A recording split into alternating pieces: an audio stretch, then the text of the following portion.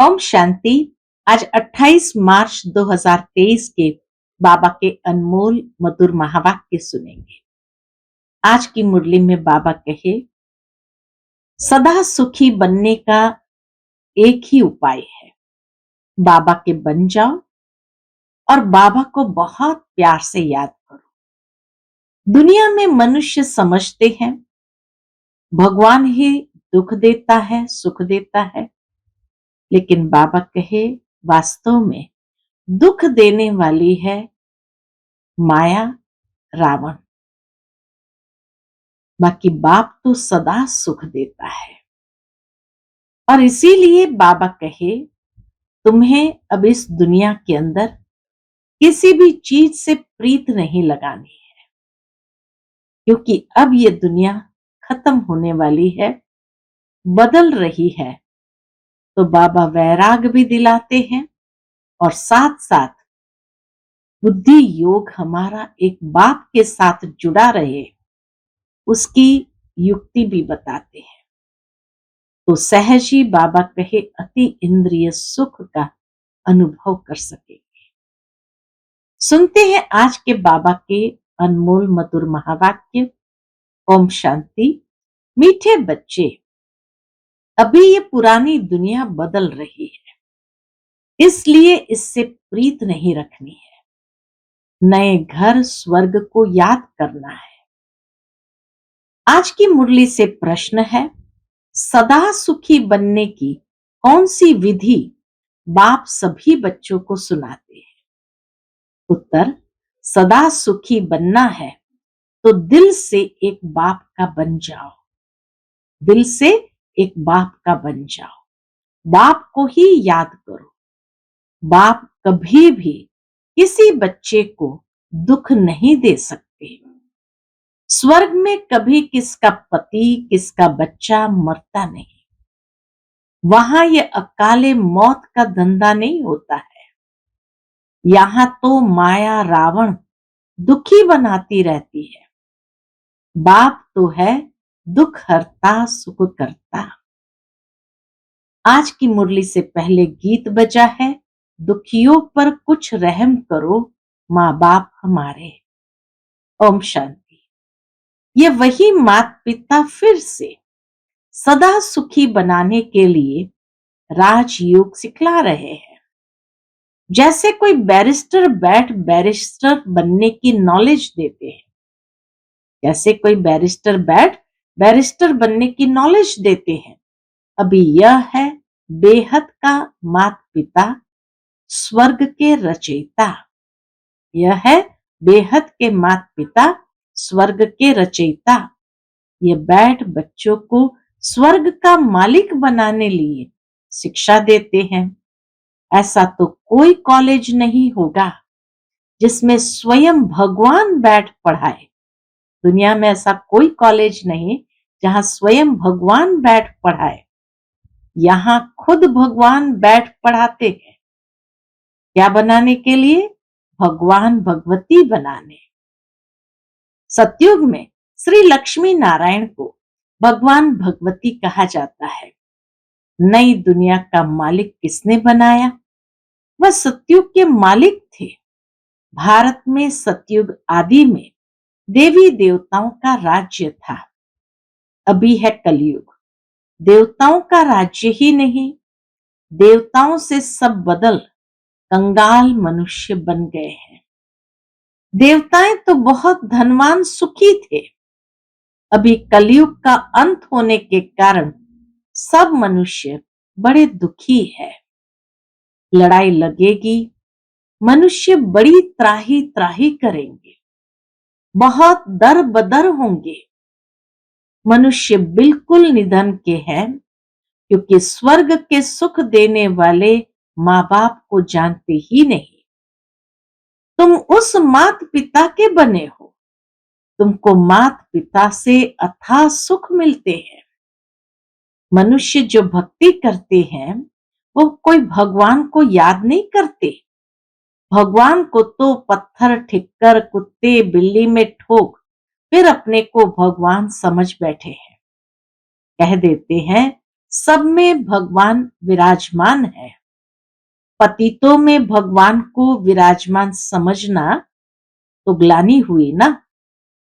बाबा कहे पतितों में भगवान विराजमान है, ये समझना ये तो भगवान की ग्लानि हुई ना। परंतु यह भी ड्रामा में मनुष्य को भूल करनी ही है। देखो फिर भी बाबा दोष बच्चों पर नहीं डालते। बाबा कहे यह भी ड्रामा में मनुष्य को भूल करनी ही है और बाप को आकर अभूल बनाना है। मनुष्य को पता ही नहीं पड़ता भगवान तो एक होता है, हजारों थोड़ी होंगे।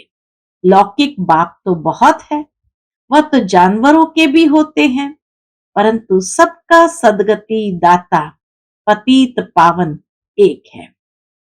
तो वह बाप आकर बच्चों को पढ़ाते हैं, भविष्य के लिए भगवान भगवती बनाते हैं। अब सिवाय परमपिता परमात्मा के भगवान भगवती कौन बना सकते? जबकि वह बाप है तो माता बिगर सृष्टि कैसे रचेंगे? भारतवासी गाते हैं, तुम भी भक्ति मार्ग में चिल्लाते थे, तुम मात पिता हम बालक तेरे। तुम्हारी कृपा से सुख घनेरे मिलते हैं, इसलिए हम भक्ति करते हैं। किसकी भी भक्ति करते हैं तो समझते हैं हम भगवान को याद करते हैं।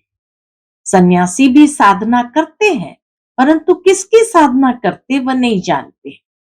रावण मत पर सब भूल गए हैं, तो फिर बाप क्या करे? इतना दुखी कंगाल होना यह भी ड्रामा में है। बाप आकर बच्चों को फिर से स्वर्ग का मालिक बनाते हैं। स्वर्ग का मालिक बनाने वाला है पारलौकिक माता पिता। नरक का मालिक बनाने वाला है रावण। उस रावण पर अब जीत पानी है। अभी तुम माया जीत जगत जीत बनते हो। तुमको कोई पुरानी दुनिया में थोड़ी राज्य करना है। माया पर जीत पाकर फिर स्वर्ग में राज्य करना है। माया से हारने से नरक में आ जाते हैं। माया से हार खाए कि नरक में आ जाते हैं। यह बातें और कोई पतित मनुष्य समझा नहीं सकते, न वह किसको पावन बना सकते हैं। सारी दुनिया पतित है, विश्व से पैदा होते हैं। देवी देवता तो सर्वगुण संपन्न 16 कला संपूर्ण है, वहां विश्व का नाम ही नहीं है। भगवान को कोई भी जानते नहीं तो उनको गुरु करने से क्या फायदा? जो भगवान को जानते ही नहीं उनको गुरु करने से क्या फायदा? न खुद भगवान से मिल सकते न औरों को मिला सकते। आत्मा परमात्मा अलग रहे बहुकाल।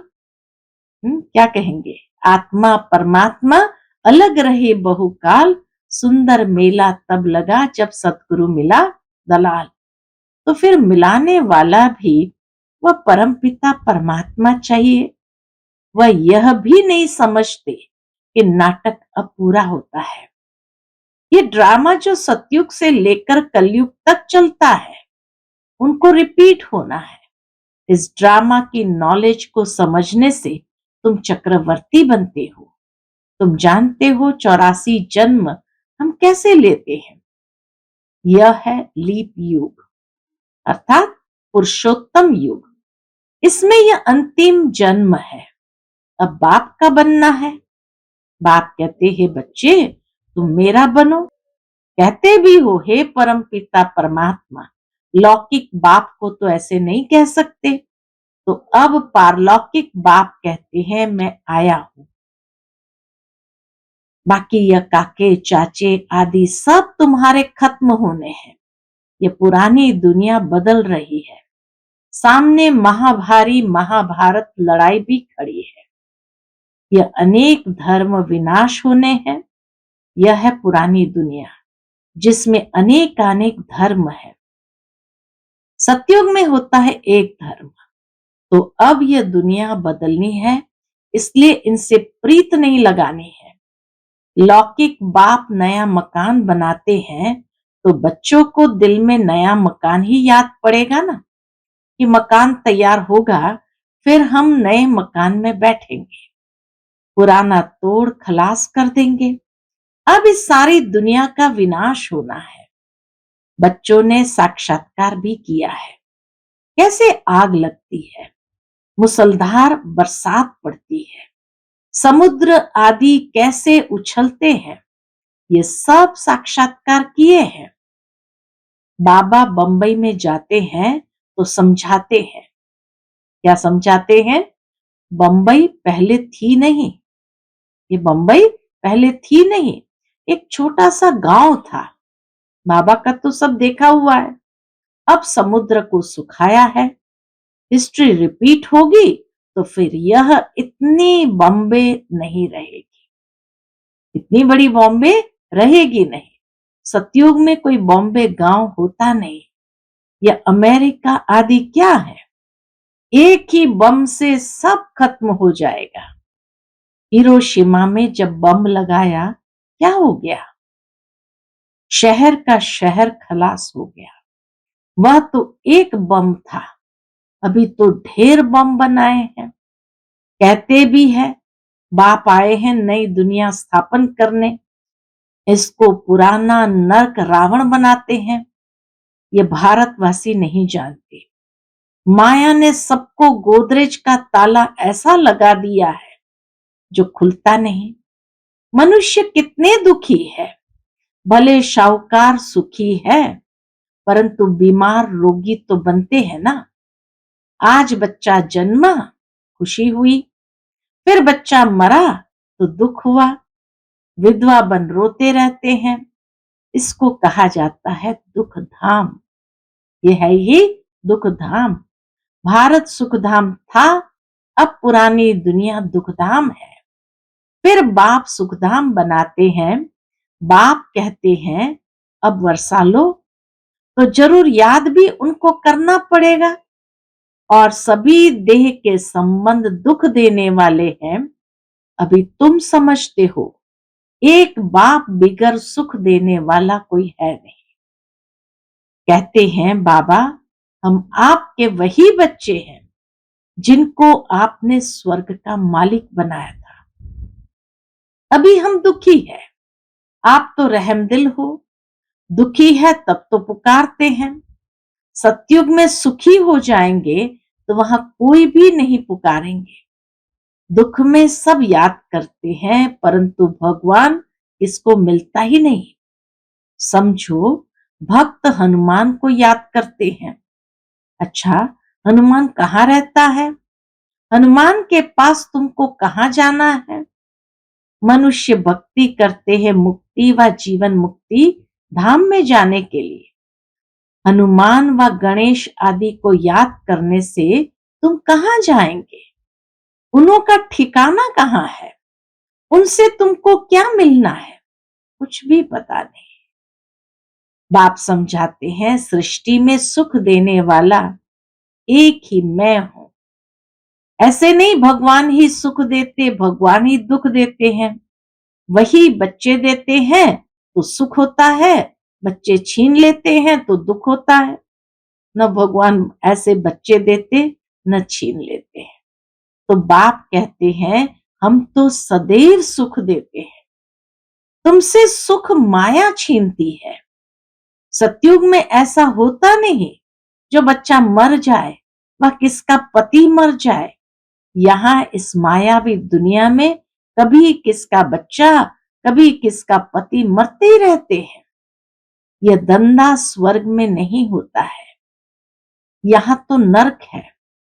अब बाप कहते हैं अगर सदा सुखी बनना चाहते हो तो क्या करो? तो बाप के बनो। अभी तुम्हारी आत्मा और शरीर दोनों ही तमो प्रधान है। ऐसे नहीं कि आत्मा निर्लेप है, आत्मा में ही खाद पड़ती है। इस कारण अब जेवर भी आयरन एजेड बन पड़े हैं। अब फिर तुम गोल्डन एजेड बनने के लिए नॉलेज ले रहे हो। बाप आकर अमर बनाए, अमरपुरी में ले जाते हैं। यहां तो मृत्यु लोक है। गीता में भी अक्षर है, अमरपुरी में आदि मध्य अंत दुख नहीं होगा। हाँ, बाबा कहे गीता में भी अक्षर है, अमरपुरी में आदि मध्य अंत दुख नहीं होगा। मृत्यु लोक में आदि मध्य अंत दुख है। ऐसे दुख धाम को भूलना पड़े, सुख धाम और शांति धाम को याद करना है। हम सुख धाम जा रहे हैं वाया शांति धाम, जहां के हम रहवासी हैं। यह भी स्वदर्शन चक्र हुआ। इस तरह से भी बाबा कहे स्मृति में लाओ तो स्वदर्शन चक्र ही हुआ कि अमरपुरी में आदि मध्य अंत सुख है और मृत्यु लोक में आदि मध्य अंत दुख है। और फिर हम सुख धाम में जाएंगे वाया शांति धाम। तो बाबा कहे यह भी स्वदर्शन चक्र हुआ ना। अपने बाप और स्वीट होम को याद करना है। कन्या बाप का घर छोड़ ससुर घर जाती है तो गाते हैं ना, पियर घर से चले ससुर घर। तो तुम्हारा यह है ब्रह्मा का पियर घर, ब्रह्मा का पियर घर। अब तुम स्वर्ग ससुर घर जाएंगे, वहां सुख ही सुख है। यहां है दुख।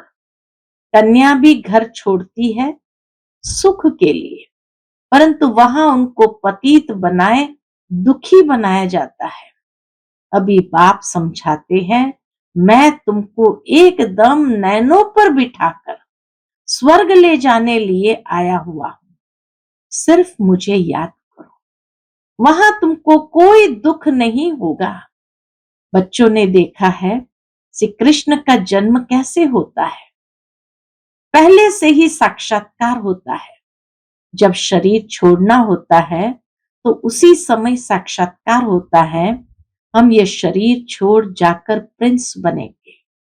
बस आत्मा शरीर से निकल जाकर गर्भ महल में बैठ जाती है। बच्चा पैदा होते समय कोई तकलीफ नहीं होती। सतयुग में बच्चा पैदा होते समय कोई तकलीफ नहीं होती। वहां गर्भ महल में तुमको सुख ही सुख रहेगा। यहाँ तो गर्भ जेल भी है, और जो चोरी पाप करते हैं वे भी गवर्नमेंट की जेल में जाते हैं, तो डबल दुखी हो जाते हैं। वहां ये दोनों जेल नहीं होती, न गर्भ जेल न गवर्नमेंट की जेल। पाप आदि कोई करते नहीं, उसको कहा जाता है पुण्य आत्माओं की दुनिया। तो बाप स्वर्ग में ले जाते हैं। देखते हैं इतने सभी पुरुषार्थ कर रहे हैं, तो क्यों ना हम भी बाप से वर्षा ले, सदा सुखी बने। कोई तो प्रायश्चित करते हैं कि यह कर्म बंधन कैसे छूटेगा। बच्चे नहीं होते तो अच्छा था, कहीं प्रायश्चित भी करते हैं। बच्चे नहीं होते तो अच्छा था। कोई शादी कर फिर ज्ञान में आते हैं तो कहते पहले पता पड़ता तो शादी नहीं करते। ऐसे बहुत लिखते हैं। ऐसे बाबा को बहुत लोग पत्र लिखते हैं। जिनकी तकदीर जब खुलनी है तब आते हैं, सो भी पसंदी पर है। एक सप्ताह बाप के बच्चे बनकर देखो। बाबा कहे एक सप्ताह बाप के बच्चे बनकर देखो, पसंद आए तो बनना, नहीं तो जाकर लौकिक माँ बाप का बनना। फीस तो कुछ नहीं है, इसमें फीस देने की तो कोई बात ही नहीं है। शिव बाबा का भंडारा है। ना कोई किताब आदि खरीद कराते हैं, सिर्फ मुरली भेजी जाती है। बाप का खजाना है, वह फीस क्या लेंगे। दुनिया में तो लोग कितना मेंबरशिप बनाएंगे, किताब आदि खरीदी करवाएंगे। बाबा कहे यहाँ तो न कोई फीस है, न कोई किताबें आदि खरीद करना पड़ता है। बाप का खजाना है, वो फीस क्या लेगा। हाँ, अच्छा लगे तो गरीबों के लिए लिटरेचर छपा लेना और बांटना। भारत जैसा और कोई दानी देश नहीं है। बाप भी आकर भारत में दान करते हैं। तुम बच्चे भी तन मन धन बाप के हवाले करते हो, महादानी बनते हो। यह बाबा महादानी बना ना, आगे तो इनडायरेक्ट दान करते थे, अब खुद डायरेक्ट आया है। रिटर्न में स्वर्ग की बादशाही देते हैं। सस्ता सौदा है ना, क्या देते हैं और क्या लेते हैं। फिर कहते हैं अब आप समान बनाओ, विकारों को जीतो, देही अभिमानी बनो, अपने को आत्मा समझो। गाते भी है, नंगे आए थे नंगे जाना है, अर्थात अशरीरी आए थे अशरीरी जाना है। पहले नंबर में देवी देवताओं की आत्मा आई, उनके पीछे दूसरे नंबर वाले आए। हेड है देवी देवता धर्म की आत्मा है। जो पहले आते हैं तो जाना भी पहले उनको ही है। ऑलराउंड उन्हों का पार्ट है। ये सभी बातें समझने की है। जिनके भाग्य में है वह तो झट समझ लेते हैं ना, भाग्य में नहीं है तो दिल नहीं लगती। बाप कहते हैं अब मुझे याद करो, मैं ही तुम्हारा बाप गॉड फादर हूं। कच्छ मच्छ कोई गॉड थोड़ी है। यह बातें बाप बिगर कोई समझा नहीं सकता। अच्छा, मीठे मीठे सिकिलदे सर्विसेबल बच्चों प्रति माता पिता बाप दादा का याद प्यार और गुड मॉर्निंग। रूहानी बाप की रूहानी बच्चों को नमस्ते। हम सब रूहानी बच्चों की रूहानी माता पिता बाप दादा को याद प्यार गुड मॉर्निंग और नमस्ते नमस्ते। शुक्रिया बाबा, शुक्रिया। आज की मुरली से धारणा के लिए मुख्य सार है। पहली पॉइंट, तन मन धन सब बाप हवाले कर महादानी बनना है। आप समान बनाने की सेवा भी करनी है और देही अभिमानी होकर रहना है। दूसरी पॉइंट, इस पुरानी दुनिया दुखधाम को भूल शांति धाम और सुख धाम को याद करना है। कर्म बंधन में कभी भी फंसना नहीं है।